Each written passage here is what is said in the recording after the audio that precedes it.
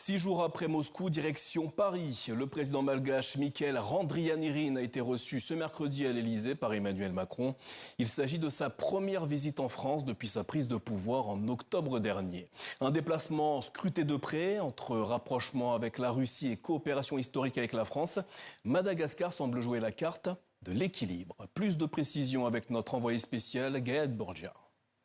Pas d'avion français spécialement affrété à Antananarive, pas de garde d'honneur à l'arrivée du président de la refondation malgache à l'aéroport du Bourget. Seuls les directeurs adjoints et sous-directeurs d'Afrique et d'océan Indien du ministère des Affaires étrangères français avaient fait le déplacement.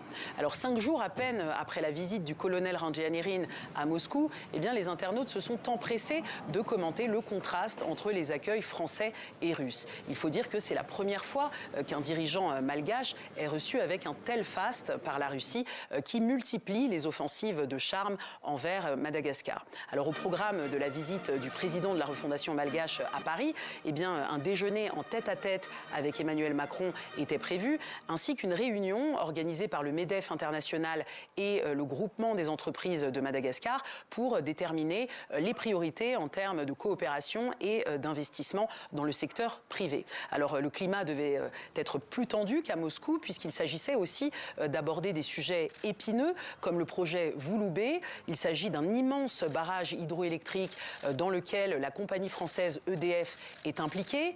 C'est un projet qui est estimé à environ 600 millions d'euros et qui devrait fournir 30% de l'électricité à Madagascar. Et pourtant, ce projet piétine puisque l'État malgache considère que le prix au kilowattheure proposé par le consortium international est trop élevé, injustifié et ne va pas dans l'intérêt des Malgaches.